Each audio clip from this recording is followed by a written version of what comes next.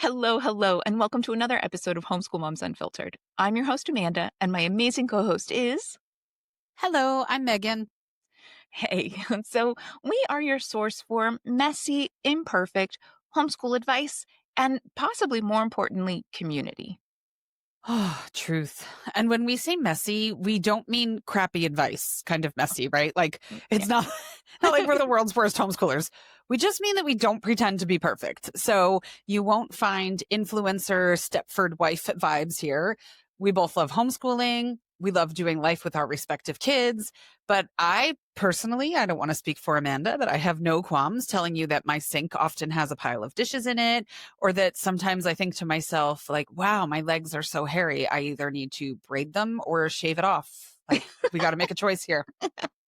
I'll see both your sink. Actually, the sink is not bad because my husband is in charge of loading the dishwasher every day. But we haven't eaten at our dining room table in an embarrassingly long period of time simply because there's so much stuff on it and it's just not a priority to clean it off. But I will also see your hairy legs and raise you a massive pile of laundry. I'm the queen of just making sure that everyone in the house has at least 30 pairs of underwear so that I am not responsible for doing laundry more often than once a month. So, yeah, look, like we do not pretend to have it all together, but we do have many years of homeschool experience between us, and we have this huge, great community to pull experiences and ideas from. And we are happy to share what we have learned along the way to help you on your journey. Yeah, absolutely. So, besides real talk about hairy legs and weak pelvic floor and whatever else you want to throw in there, you can expect secular and progressive values here.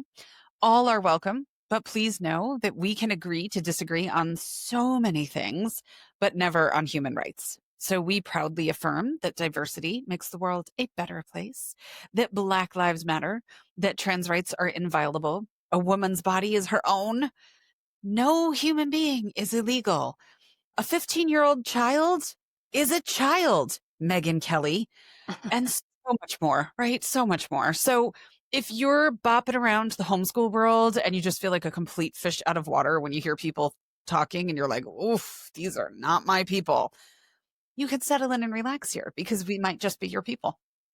Yeah, no, totally. So, speaking of women's rights, before we do anything else, if you're a Patreon subscriber, our December unit study just launched and it focuses on all of the ridiculous, unbelievable, and frankly, downright infuriating things that women were not allowed to do until shockingly recent history. So, it's everything from opening a bank account to wearing pants on the Senate floor. This unit dives into the laws, milestones, and trailblazers who pushed back and changed the world. And it does focus on US stuff, but it's also international. We've got lots of great videos about things happening around the world. So the unit is called Denied, Delayed, Defiant. A history of women's rights. And as always, it's packed with all kinds of activities and links and resources for all ages. So it starts from teeny tinies all the way up through adults. You're going to find something interesting and learn something cool. Again, it is included with most of our Patreon memberships. So if you're already a member, be sure to go download this month's unit study. If you aren't a member yet, we'll drop the link to Patreon in the show notes and you can check it out. Subscribers do get that monthly unit study for as little as $7 a month. But if, look, you just can't like sign up for one more subscription right now. I totally get it. There was something that came along and I was like, the subscription is a much better deal. And frankly, I would probably use it, but I just cannot manage one more freaking subscription right now. So we also sell them a la carte for $10 a piece over on Teachers Pay Teachers. And we'll drop that link below as well. Yeah, because we've been building the unit study and I had all the notes. We finished a book in book club the other day in my book club that I teach. And we had some time at the end. I go, you guys want to play a game? And so I turned the unit study, some of the timeline questions from the unit study into multiple choice questions. And I had them put them in the chat and all that kind of stuff. And next thing they were ranking countries and states with divorce rights and all kinds of stuff. And they were having fun slash pissed off and like everything in Mm. between because that's kind of how women's rights work. And because it was a game show kind of format, they were having fun, but then they were like, what the hell? So yeah. So yeah. But anyway, today we will be talking about homeschooling in small spaces. We know there are some people who have Pinterest-worthy classrooms, and if that's working for you, great. But most of the people that we interact with who are homeschooling, they're at the kitchen table, they're storing math manipulatives in their pantry, they're cleaning off the couch so someone can read on it, or not eating at their dining room table like Amanda, hoping no one trips over a science project that's drying on the floor, right? This episode is for people living that existence because that is more common than I think the alternative. So you are not alone, but we thought we would offer up some tips on that front. But first, we begin every episode with a weekly recap. It's part of our anti-influencer keeping it real vibe around here. So how's your week been, Amanda? Okay, so first, I'm just going to say that I would love to be able to store anything in a pantry. Like the number of times that I have tried to figure out how to add a pantry to our condo. But anyway, so yeah, if you listen to the last episode, you know that I was sick and I've just been sick. That's been the story for the last couple of weeks. I would like to say that I'm completely better. Anyone who has asthma, especially like moderate to severe asthma like I have, you know that even a basic cold is like the cold itself is not the problem. It's whether or not it migrates into your lungs and then all of the issues you have with that and how long it takes to kick that. So my family's been well. I'm still coughing up lungs and struggling to get a good night's sleep. And so that's a little bit of a challenge, but it is what it is. And we at least had planned to take this whole last week off. It was fall break for our oversight charter school anyway. And so we were just like going to check out and enjoy ourselves. So, yeah, that's pretty much what we did. We just mostly took it easy. I slept a lot. I read some on the day of mourning or Thanksgiving, whatever you choose to call it in your home. We did read some books on Indigenous peoples and military service and on the land back movement, which I didn't honestly, I didn't know very much about that. And so as a family, we sat down and we read those books and talked about it. And it was good food for thoughts, a good kind of learning moment for everyone in the family. My husband, well, he tends to be progressive. He does also tends to not have like as much information on those kinds of things because he's not the one doing the active teaching and passing on in our homeschooling. And so that was nice for us to all be able to do that. And we did participate in the economic blackout. We're trying to be careful and conscious about just participating in capitalism through this holiday season. So it was good and bad. There were definitely some things that I would prefer to score a good deal on, but it is what it is. Sometimes you have to speak with your dollars. We did go get Santa pictures. We went to a local place that's like cash only. And yeah, it's a super cute little local place. I asked the almost 12-year-old, like, so will you go do Santa pictures with me this year? And he was totally like, when you add with me, it's not like I can really say no.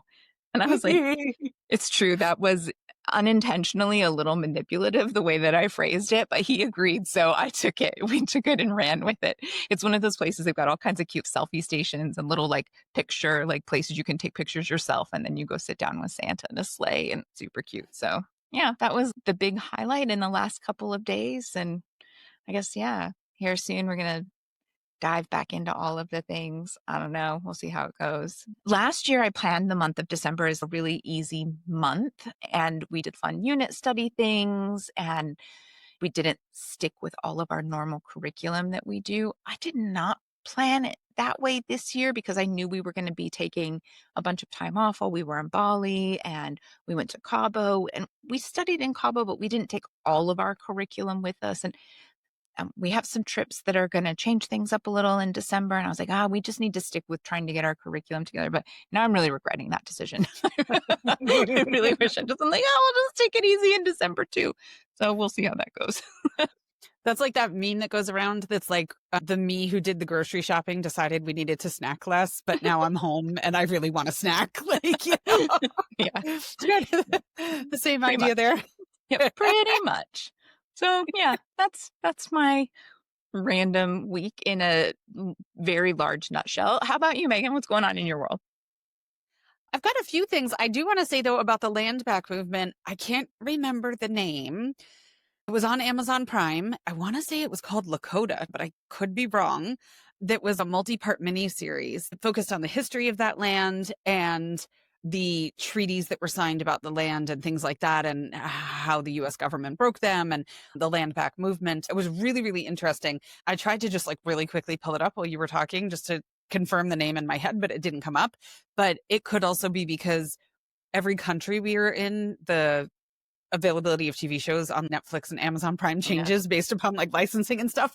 And we're in Portugal, we're at home, and I might have watched it in the US because it didn't pop up on Amazon Prime here. So I can't verify the name, but I think that was it. I know I shared it in our Patreon a while back and said like, oh, I just watched this thing and it was really good. So if anybody is interested in digging into that some more, I know Amanda put some books on our Instagram, but that was a good mini series as well. So, but yeah, otherwise here, just, yeah, kind of like a status quo week for us, which is good. We need that right now. We had too much going on for a while. So that's good. My oldest is in Stuttgart this week. He's playing Pokemon with a whole bunch of people that he plays Pokemon here within Lisbon. There's a huge tournament and they were getting like a 6 bunk room together at a hostel in Stuttgart. And they were like, we have a bed. Do you want a bed? So off he went, which is good. I've gotten multiple text messages from him this weekend that he lost his hoodie and he lost his phone charger and cube. So yeah, but he's in one piece and he's got his passport. So that's like all I care about right now. I'm like, no problem. That's the thing of learning to travel independently at 17, almost 18, right? Is kind of branching out and doing those things. So, but it is funny because pretty much everywhere he goes, he loses something. Okay. So I'm like, okay, no problem. It's all replaceable. It's just stuff. So yeah, that's that. So yeah, my husband's here. He's been here, which has been nice. He works in another country. So we go to him, he comes to us kind of thing. So he's here right now, which has been nice. My daughter started intensive Portuguese classes this week. She has her sights on a university program for next year. So she will be doing multiple hours of Portuguese class 5 days a week, every single week. They do a field trip once a week where you go and explore and put your Portuguese to the test in different ways and stuff. So she's got some lofty language goals, but she's good with languages. So I think she's going to be a-okay to hit those, which is good.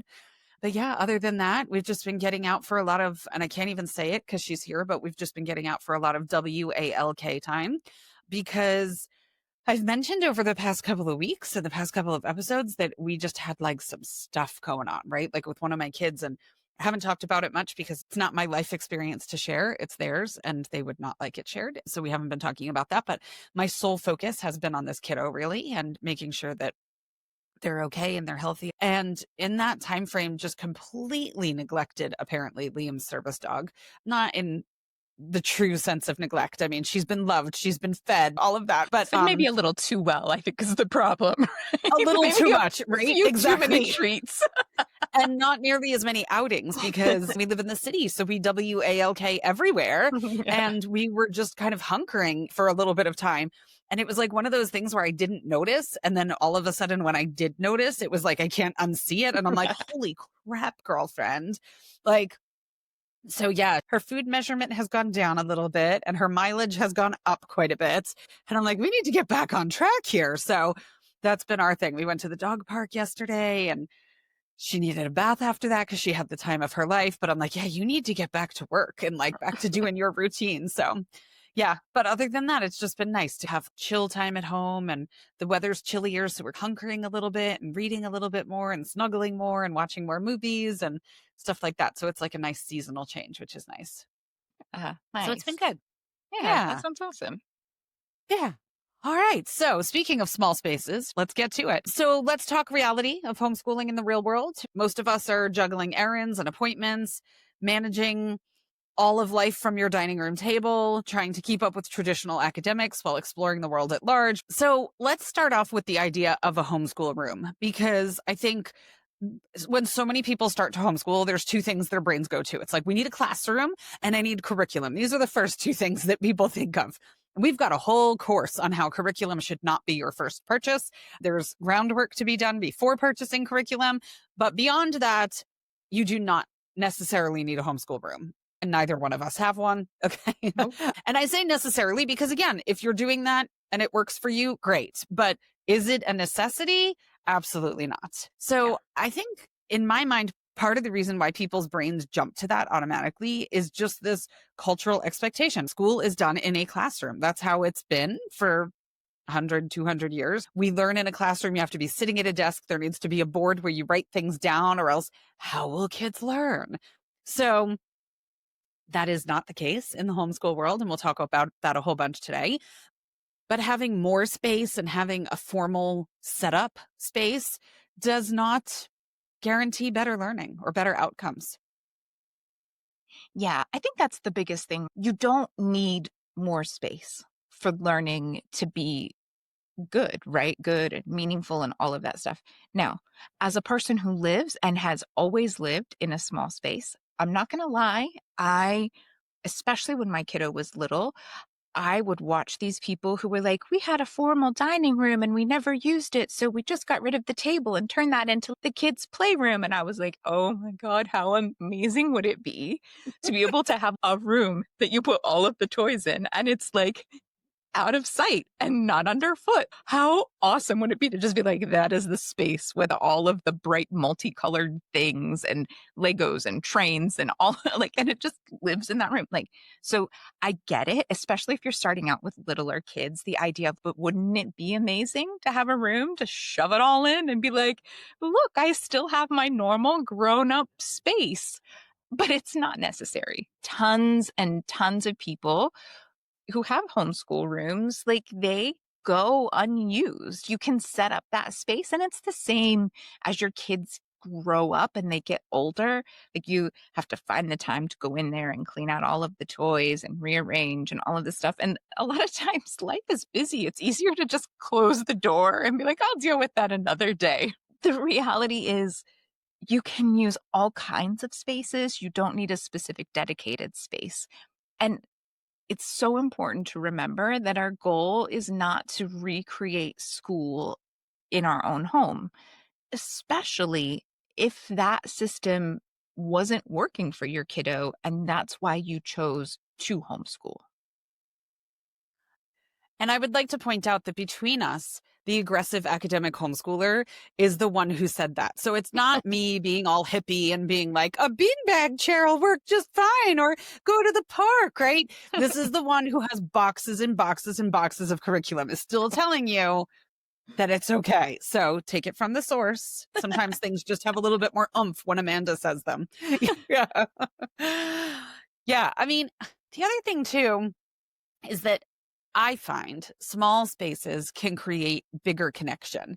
And I just find this to be so true. So we are in a small space right now, but we have not always lived in a small space. When I started homeschooling, we lived in a house that we affectionately called Tuna Can that was meant to be our starter home. And then thanks to the 2008 recession, starting was a lot longer than we planned for it to be. And we were there for way too long. And so we lived in our tuna can for a really long time. And then we had some larger houses and now we have a small apartment again. But I like being in a smaller space with my kids. In our apartment here, I can hear my kids from anywhere. If I'm in my room or I'm on the sofa, I can hear them playing games. I can hear them laughing. I can hear them bantering and ribbing each other. And we're a very sarcastic household. So there's plenty of that that goes on. And so I like that. We used to spend our summers in our camper van and I loved the connection of it, that at night when everybody was all tucked into bed, there'd be these little conversations that would go on right before bedtime. And when we'd go home into our houses that were larger at the time, I wasn't even on the same floor as my kids at night when I was going to bed. So I just felt such a bigger sense of disconnect. I like being in a little bit of a smaller space and being able to just always hear what's going on and keep a pulse on things, which is really nice. So, yeah.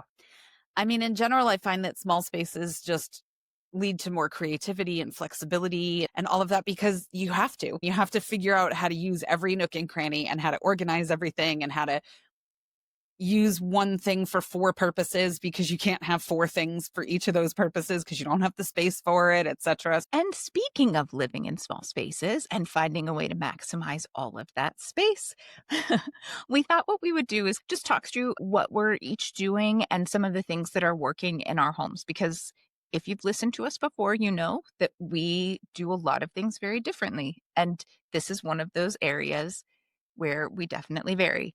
So, we live in a condo. It's a 2-bedroom, 2-bath. It's a little over 1,000 square feet. That's kind of the space that we've been in pretty much as long as we've had a kiddo. So obviously, we have 2 bedrooms. The master is our bedroom and my husband's office because he works from home. The second bedroom is small because that's what happens in two-bedroom, two-bath condos and apartments most of the time. It is essentially a kid's play and creative space.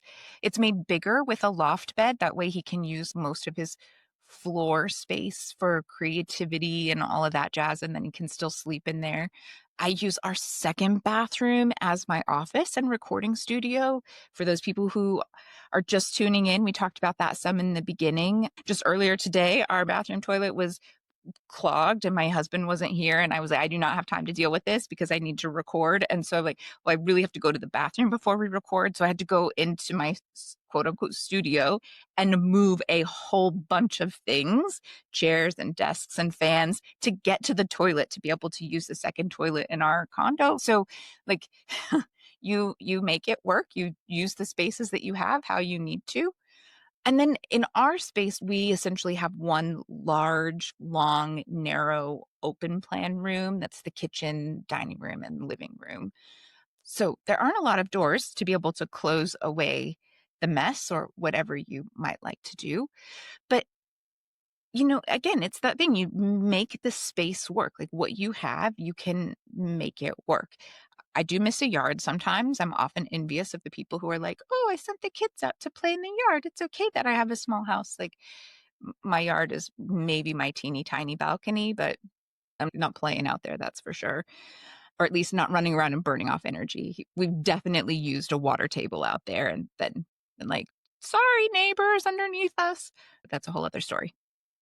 So in small spaces for me, it's all about bookshelves, all the bookshelves and baskets and containers, because we, like a lot of people in smaller spaces, especially apartments and condos and that kind of thing, we just don't really have closets or storage space.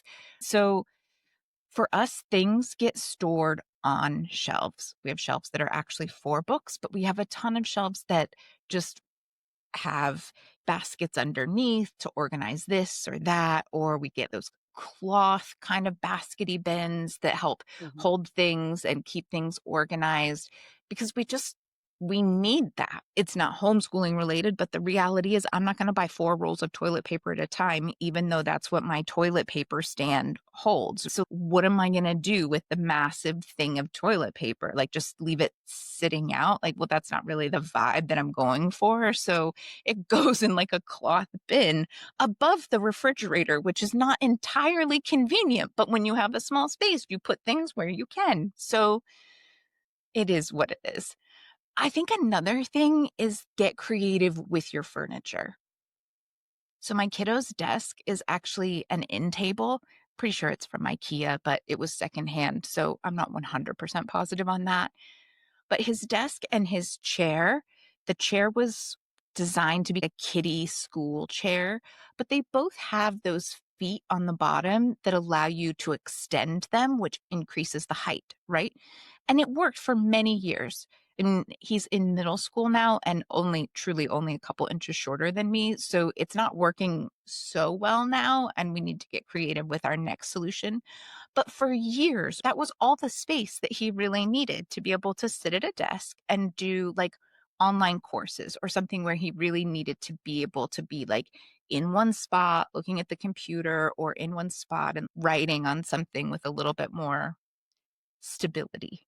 And then my husband's desk, it's actually an upside down baby crib because that's what was in the space in our bedroom and it fit in that space perfectly. It started during the pandemic. All of a sudden, he was sent home to work from home and trying to find a proper desk that would fit in that space, like all the measurements, and you're doing the online stuff and you couldn't go out to real stores. And so I'm like, well, what if we just flip the crib over? Does it work? And it totally worked to flip it over and use it as a desk. And we already knew it fit in that space. And now we're like, almost 6 years in, and it's still the upside down crib as his desk with a set of drawers under it. And we called it good. It does not have to be like now we need a proper desk.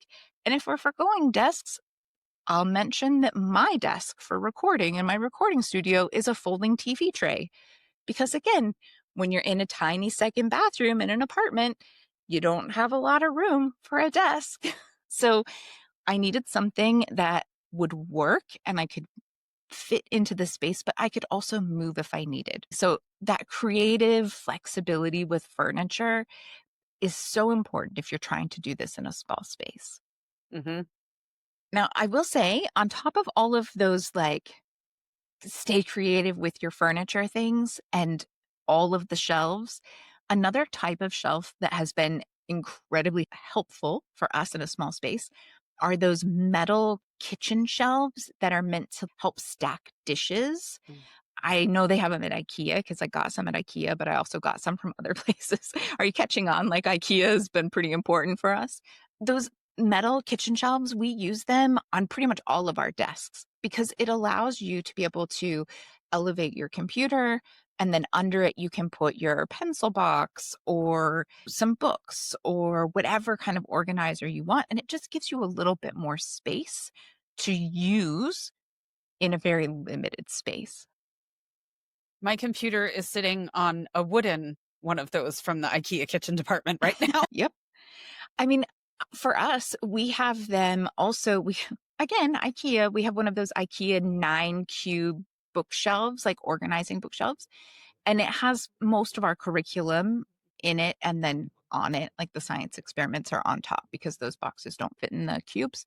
But in the actual cubes, we have some of those shelves again to be able to help organize things like our manipulatives and art supplies and things like that. You can use those to give you more space and to help better organize things instead of it just being a pit or the big, like, well, I can stack all of these things on there. And when I pull this one out, the whole thing tumbles down. Like, you can use things that are really affordable to help kind of create the illusion of more space, maybe. Hmm. I know I've talked before in other episodes about how I organize a lot of our work and samples into 3 ring binders. And I do think that for us, a large part of that is because we have such limited space, right? So there's one binder per year. I keep a few years at a time just to be safe for us because we, again, we're with a oversight teacher, and if that teacher changes or there's something where we have to be able to show, like, well, we did cover that last year, I keep track of those things.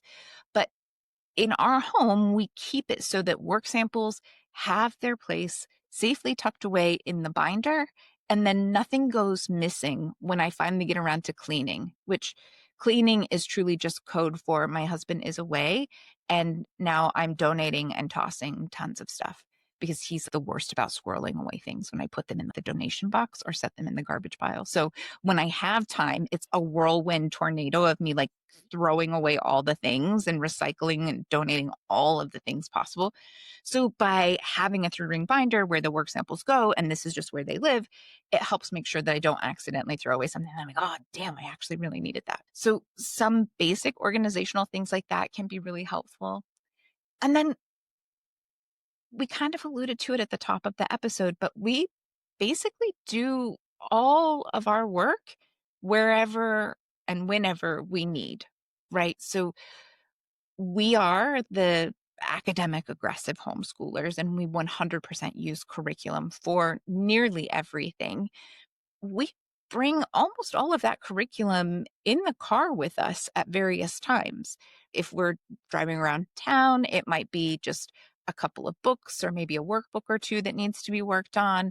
If we're doing something more than running errands, if we're headed out on some sort of road trip or we've got to drive a couple of hours to a field trip thing that we're doing, we're going to pull out way more stuff. We're going to bring everything that we need to do or that we can knock out in those couple of hours because we're stuck in the car. It's a great time to just knock out that work. Like, yeah, we're going to talk some, but we're not going to talk for that entire time.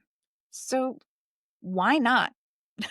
For us, we just stick it in a reusable grocery bag. It goes out to the car. Everything goes back in the grocery bag and comes back into the house. It doesn't have to be complicated. And it can 100% be one of those canvas reusable grocery bags that we all have. And then we have talked about this before. If you're like, oh, how does it work if, you've got a neurodiverse learner, or like, well, my kid's all over the place. I can't teach them without, making them sit in a desk.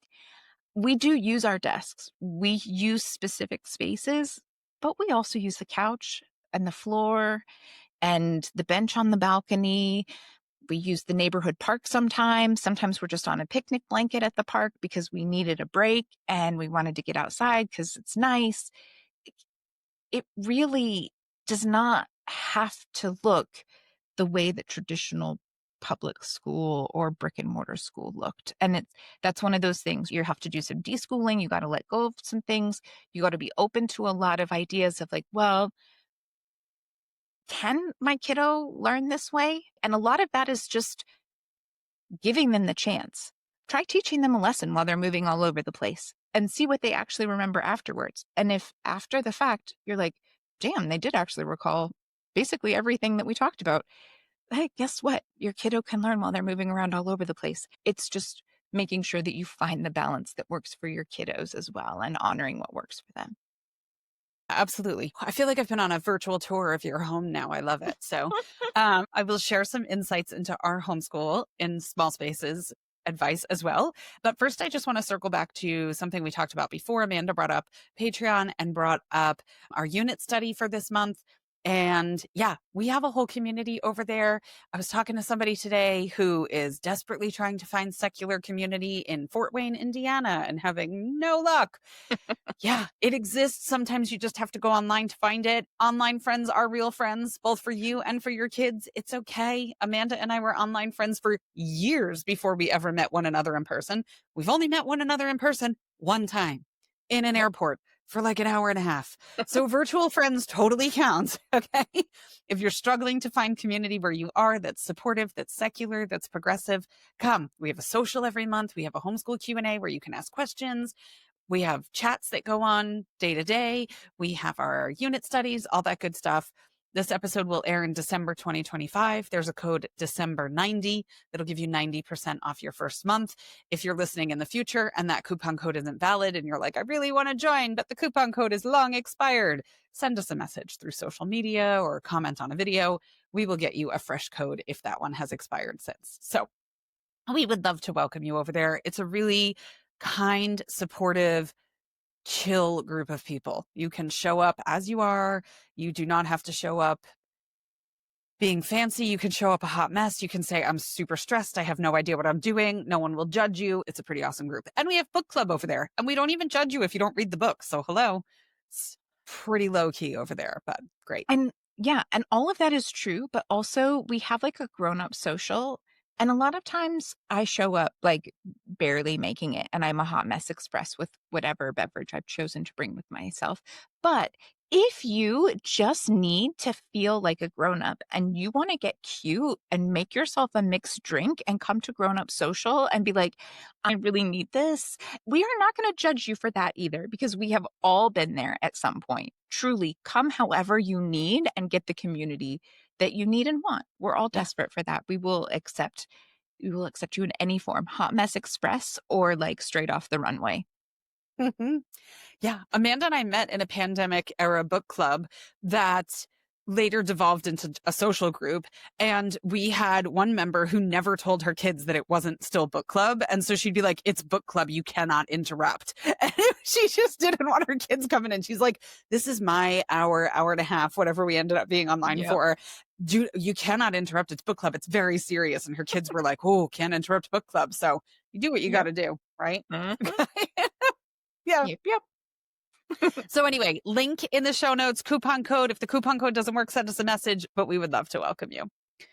All right. So our space. When I started homeschooling, I was homeschooling as a family of 5. My husband worked from home, and then I had the 3 kids homeschooling, and we were in about 1,600 square feet. So not quite as small as Amanda's space, but a few extra people crammed in there too. And then I'll be honest, we've moved a lot for my husband's job. I've lived in 5,000 square foot houses. We didn't have a shortage of closet space in those houses. That was totally fine. And now again, we live in an itty bitty apartment because we are in Europe. So unlike Amanda's open plan concept, it's becoming more of a thing as people renovate apartments here and stuff like that. They'll redo Yeah. apartments that way because that's the thing. Our apartment has been renovated, but still has all the walls. So you've got the kitchen is its own room with a door. This is its own room with a door. Everything has 4 walls and a door. Yeah. So we do not have an open plan concept. And also very European, not a single closet in the entire apartment, which is very common in Europe. So Yep. storage space is slim. You have to find it yourself and build it yourself and put it in. If you've ever wondered why wardrobes are so common at IKEA and they have an entire section on this thing called wardrobes, it's because almost everyone in Europe has to have a ton of wardrobes in their home because there are no actual closets. So you put these wardrobes in so that you have something resembling closet space. Yeah.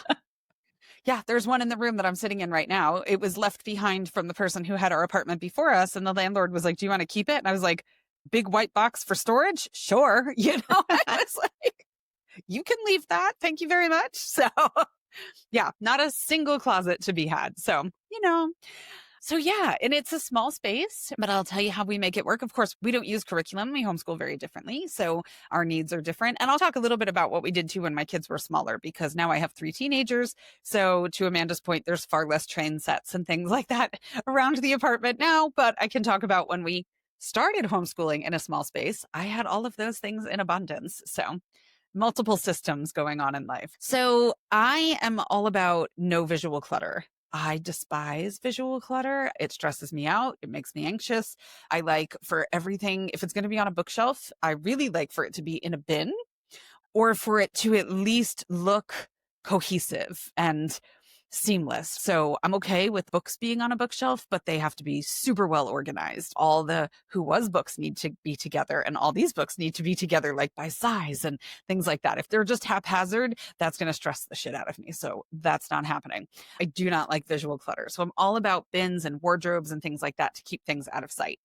When my kids were smaller, they had cubby systems. So we lived in our teeny tiny tuna can house and we had a 2-car garage. We pushed out into one of those and created basically like a giant mud room that was overflow food pantry. The kids had cubbies in there. I had storage in there and stuff like that because I just did not have space in the rest of the house. And so each kid had a cubby where they could keep their shoes and their backpack. But I gave them a little file folder in there and anything that was applicable to them. We were still doing some workbook stuff way back then and some unit studies. And so anything that was a work in progress or a journaling activity went in those cubbies so that they had all of their stuff in one spot and it was out of sight. The other thing for visual clutter for me is, and this goes back to that classroom concept that we talked about at the beginning. When you picture, if you close your eyes and picture a classroom, especially an American classroom, there is shit everywhere on the walls in an American classroom. Like I cannot. And somehow last year at the start of school, probably because I watched one video and then the algorithm was like, "Oh, she likes this. Let's give her more." I had so many videos of teachers setting up their classrooms. And I'm like, look, teachers have a hard job. We support teachers. But I'm like, it's too much. It's too much. And they're spending their own money to make their classrooms look like that. And then this past year, there was that whole brouhaha with that lady on TikTok who was in tears because she went to her kid's classroom for kindergarten and it didn't look like she thought it was going to look. And the internet came for this woman and was like, these teachers are spending their own money. Maybe they just got shifted into that classroom like 2 days before or just hired, or maybe it's their first year teaching and they haven't had a chance to gather all this stuff yet, but it's too much stuff. You do not need every color of the rainbow, alphabet banners and classroom calendars and weather pockets and everything else, especially if you have a neurodivergent kid. For my kid, for my youngest kid, that would send him into apoplexy. Like that would just be way too much. So if your kid thrives on that stuff, go for it. But it doesn't have to be the default. You do not need to have those things necessarily. And I especially wouldn't put them up day one. And yeah, I would wait and kind of see what you need and what feels right as you get going. Yeah, I know I'm 100% worried about that. When we started out, my kiddo was little. We just transitioned out of a Montessori place. And I'm like, do we need to have a poster with the numbers on the wall? Do we need to have posters with the alphabet on the wall? Because that's what you see in public school classrooms. They all have all of these basic fundamental posters. We we don't have those. I'm sure we had something, some kind of a felt cutesy banner thing when he was little, but now we have exactly 1, maybe 2 things on the wall. One is how to cite your sources because we were using that all of the time, and so I just stuck it up behind his computer, like, "Here it is. Please stop asking," and that thing, like, we used it often, we need it, but then we go long periods of time without doing anything that requires citing your sources, and so then we couldn't find the damn paper, and so it was easier to just put it in one spot so you knew. But we think that that's what is needed, and in fairness, maybe it is needed in a large classroom because the teacher cannot provide one-on-one instruction to every kiddo. So having reinforcement like that in the space is probably very helpful. But you are providing one-on-one instruction to your kiddos, so you don't have to have that kind of reinforcement for the time that your kiddo is sitting there for 20 or 30 minutes waiting for your attention because you're busy dealing with X, Y, or Z in the classroom. Like your kid really shouldn't ever be in a position where they have to just sit quietly and look around the room for 30 minutes waiting for you. If you're homeschooling and you've got something else going on, then just send them off to play with Legos and work on their spatial reasoning, right? Like they don't need to just sit at their desk twiddling their thumbs waiting for you. Totally different. Yeah. Exactly. And I mean, you go into those classrooms and there's not an inch of white wall left because this is the new norm, is what's been expected of these teachers, is to kind of have these over the top themes where it's like, this year my theme is underwater. And it's like, holy crap, there's so much stuff in this classroom. I can't. It's too much. So yeah. Okay.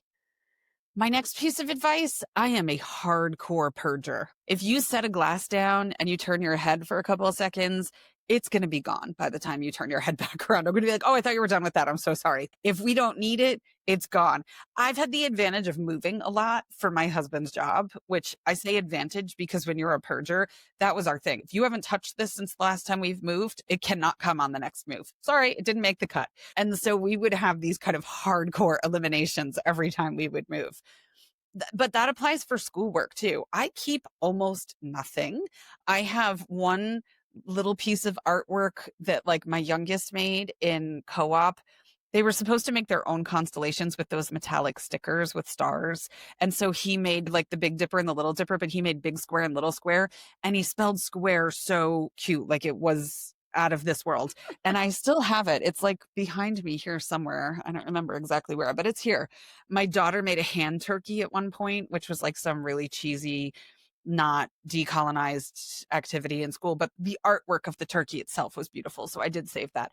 But there's very, very few things that I save. And you can call me heartless all you want, but I can't. It's too much stuff. If it's really good, scan it. Okay. Even if we were people who had to like keep a portfolio for like worksheets and stuff like that, I'd be scanning that shit and throwing away the paper. It does not stay. I can't. It's too much paper. So yeah. For littles, I would rotate stuff when my kids were little. So I would have a couple of different bins. We never had a playroom either, to Amanda's comment before. Our playroom was our living room. And because I don't like visual clutter, there was very little there. And I would just rotate through it. But to the point too that you were saying before, I feel like you fill the space you have. So if you have 1,000 square feet or you have 5,000 square feet, somehow you end up filling whatever space you have. And you end up with excess, I feel like, when you have the space to allow for excess.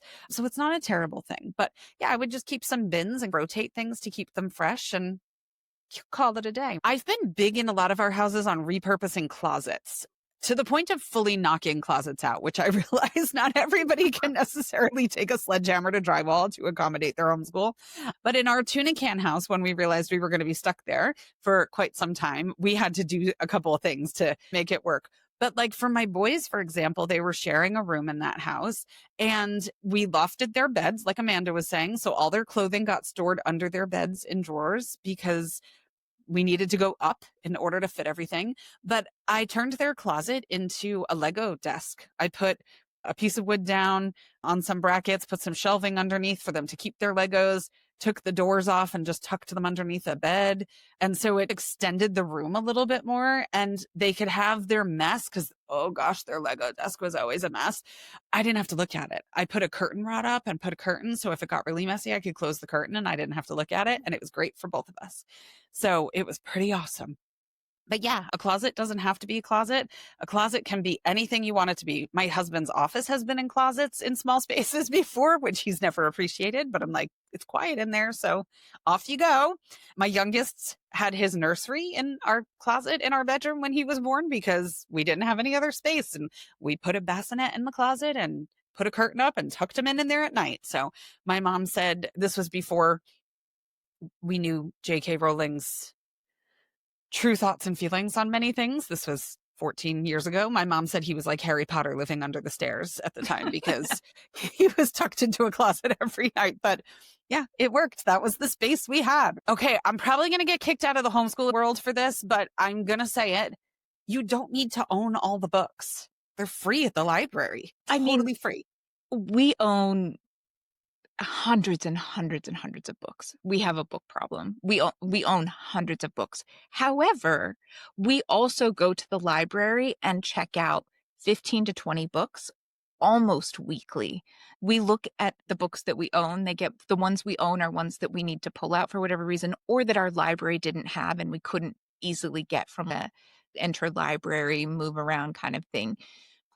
But yeah, the library is great, and there are so many that you can get from there, and it is so nice. We have, again, because we have a small space, right? We have a box that is for returns, and it sits right next to the entertainment TV area, like the entertainment center kind of place. And the returns are on one side, and the other side is the books that we still need to get through. And they live there because we need some organization. But yeah, library's great. Yeah. Yeah. I mean, we do own books. We don't own hundreds of books, but we do own books. We own Not hundreds and favorites. hundreds and hundreds of books. No. It was probably the hardest thing when we moved to Europe, though, was like getting the books here, was because we sent 2 pallets over, but most of the stuff came in suitcases because we got rid of so much stuff before we moved. And so every bag had a bottom layer of books. So you couldn't put them all in one. It would weigh way too much. And so everyone had books and then clothes and then books and then clothes, right? When we came, that was how we got the most special ones here, which was good. But yeah.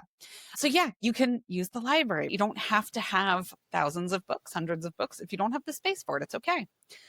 To your point, each of my kids has a desk. We do like having desks. They each have a second monitor because if they're taking an online class, sometimes they like to be able to have like their teacher on one screen and Nearpod on the other screen or something like that.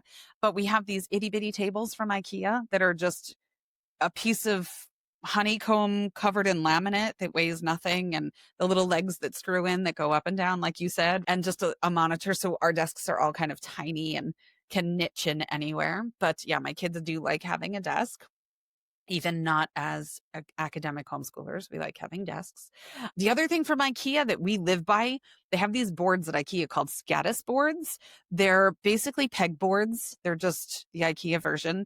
You put them up on the wall, and then they have all these little gadgets that you can attach to the board. So there's a cup that you can put pencils or markers in. There's little clips if you need to clip papers to. There's hooks if you want to hang your scissors on them. I mean, you can put anything on a Scattis board. My daughter is an artist and she likes to have one next to her workspace so that she's got everything she needs, kind of like just able to grab off her board, which is fantastic. So yeah, we are not Marie Kondo level minimalists, but I am a less is more kind of person.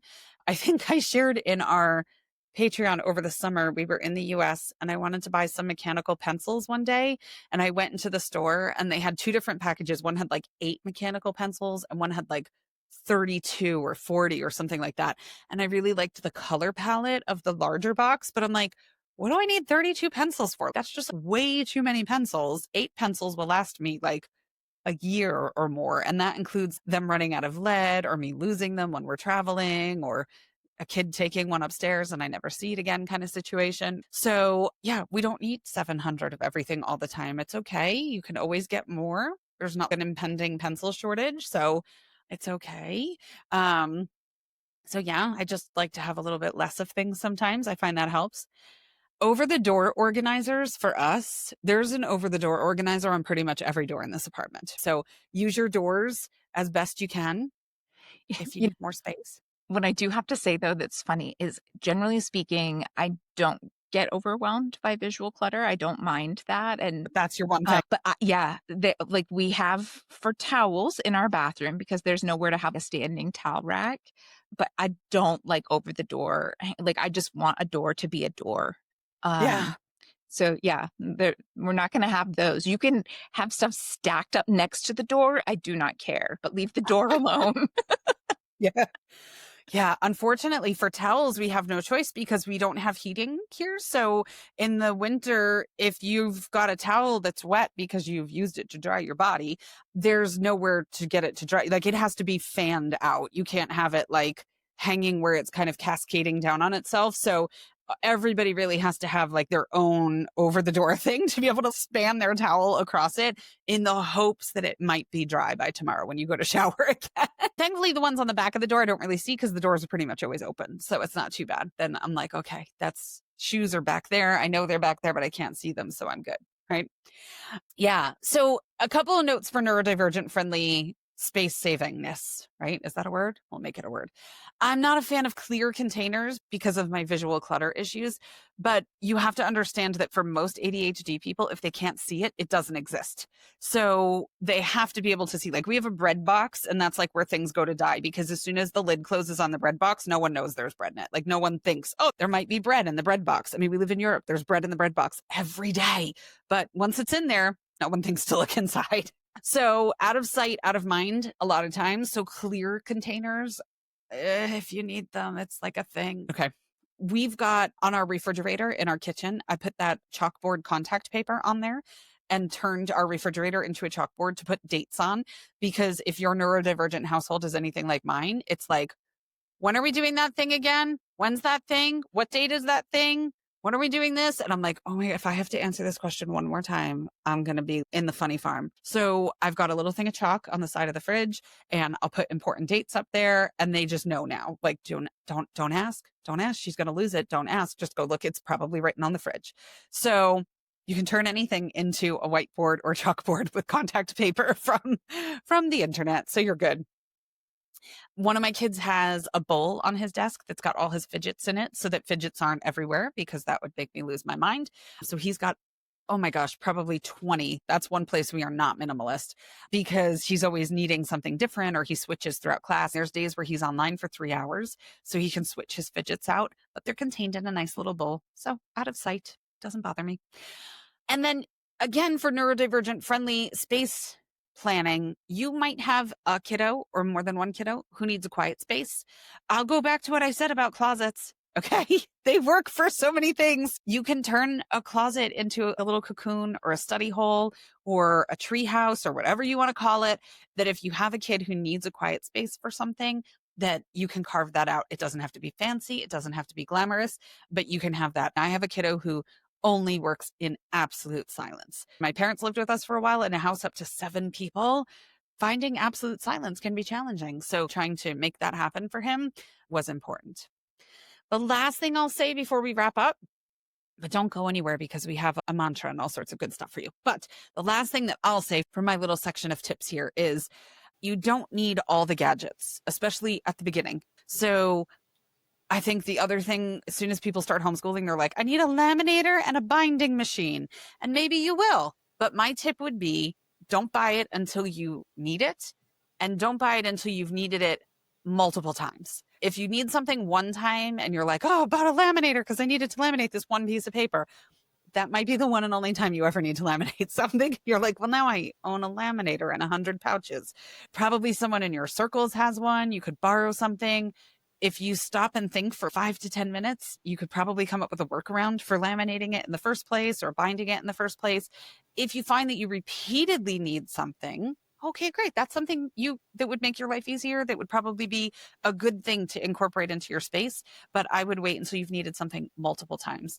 There's a thing on Netflix called Buy Now or Buy It Now. And it kind of pokes at Amazon mostly, but it's really about the instant gratification culture where from your phone, you could be like, I need to laminate something. Bing, bing, bing. Okay, it'll be here tomorrow. And it's like, you don't even have to stop and think a lot of times before you've just ordered something and it shows up. And so if you stop and you borrow once or twice and you come up with some workarounds and then you're like, no, I really think I need a laminator. Okay, great. But you probably don't need one immediately. Wait and see how it goes and then see what you actually really truly need and see if it's something that's worthy of the small amount of space that you have. Like, okay, yeah, this is worthy of giving up some space because I really need this thing. So for us, that's how I work. Yeah. Although sometimes I have the opposite problem where I'll try to be like, I need a 3-hole punch. And like, no, I don't. I can get this really cheap 1-hole punch and it'll be fine. And then You'll I line up try, the two pieces of paper. yes, exactly. And then I try to make it work for years before I spend the extra $5 to buy the thing that I really wanted because it's a little bit bigger and it takes up a little bit more space. I just bought a paper cutter. Like, my kid is in 6th grade and I have to cut things for the social committee that I chair as well. I cut things by hand all the time. And when he was little, we did Montessori based, which is about all kinds of like hands-on manipulative things. You're printing off papers and doing them. And I just got a paper cutter. Like, and truly, I think I bought like an $8 one because I bought a smaller one. So don't be like me. That was a ridiculous waste of my time in an attempt to not add one more gadget. But also with laminating, you probably don't need a laminator. Like you can use those sleeves that are wipe up, you put stuff in. You can get self-laminating sheets. I have 100% used. They're called self-laminating sheets and you just buy a box of them and it takes a little bit of work, but it's much, much smaller than a laminator and much cheaper as well. There's lots of options. But There you yeah, go. find the happy middle ground. If there's Yeah. anything that you get from Megan and I, it's find the happy middle ground. And honestly, I'm going to put this out there. This is another one of those areas where we differ quite a lot. Minimalism is all Megan. I'm actually pretty anti minimalism across the board. I personally think that it's just another way to guilt moms into feeling like they're failing. I think it's lifestyle capitalism, much like the whole Maha wellness industry. You've got books and blogs and systems and organizational things and all of these things that you can buy and blah, blah, blah, blah, blah. So if you don't listen to us regularly, you might not know that we approach a lot of things very differently, but this is one of those things. If you're a minimalist, good on you. I grew up with that. My mom is, Megan is. That's fine. Go on with your bad self. If you aren't, that is totally okay too. And if you fall somewhere in between, cool. Again, go on with your bad self. But I feel really strongly about this right now. Minimalism is having its moment. If things aren't well done and minimalist and in the right color palette, somehow you're failing as a parent. It's okay. If you don't need that, you don't need that. If you do need that or you prefer it for whatever reason, that's fine too. But don't fall into the like, my home doesn't look like the magazines or Instagram or Pinterest. And so, like, I'm not doing it right. It's okay. Oh, 100% my home does not belong in a magazine. I so I was joking with Amanda over the summer because our last few houses we've done the like plain white walls and the gray. I used to joke that my decorating style is it looks like we've just been robbed. That's kind of the look I was going for. And so in our apartment this time, I was like, I'm going to put some artwork up. And it was a whole thing. And so I was joking with my daughter that I was going to coin the phrase maximalist light because I was like, I can't go maximalist, even though I love the look of it when it's done really, really well. I was like, I can't do that. And my daughter was like, I don't think maximalist light is a thing. I think that's just called putting shit on the walls. Like you've just never put anything on the walls. So I'm like, okay. So I'm finding my own balance. I'm trying. Look, I have things on the wall. Okay, great. It's not plain white. There's a lot of plain white around me, but like it's a step, right? It's a step, but we're definitely not magazine perfect. I'm just of the mindset of like, I feel like as a whole, there's so much excess in the world that I just try to not fully be a part of that is really all there is. And there's certainly areas that I'm not doing well with it. So yeah, no judgment from my end. If you have 32 pencils, it's just, for me, that's overwhelming. Yeah. You would not like my pen and pencil thing, but I have probably 50 and I choose from different ones every time. I'm like, "Oh, I feel like this one. Oh, you know what? I want I want turquoise, but not in gel and not in felt tip. I think I want that other type. And I have all of those options easily at hand because that's my life. But There you go. anyway, okay, so here we are. Let's wrap up. So, can you do too long didn't read at the end? I don't think you actually can. I think that has to go at the beginning. But anyway, we're going to give it a try. Basically, you don't need square footage to create quality, meaningful education. Okay, not having or not wanting a large home is not a moral failing, and it definitely doesn't prevent you from homeschooling. At the Yeah. end of the day, that's like we gave tons of tips. And if you feel like you need tips, go back and listen again and make notes if it helps or whatever. But like, if you take anything away from it, just it's not a moral failing. It doesn't prevent you from homeschooling. It can absolutely be done. We have both done it at different times. We're both doing it now. We've done it with littles. We're doing it with tweens and teens. It is okay.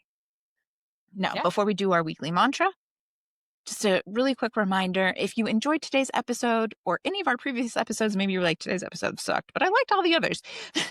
Go find us and give us a like or a follow wherever you listen, whatever social media channels you prefer to be on. It's just one of those things. Unfortunately, it's all about algorithms, even the podcasts that you get fed in your listening apps. And so the more likes that there are and like reviews and things like that, it just bumps us up, and then it makes it so that we show up in the algorithm for other people who are looking for something like this. So if you could just take a minute and do a like or a follow or leave a quick review, we would really appreciate it. Yeah. True story. We do love those.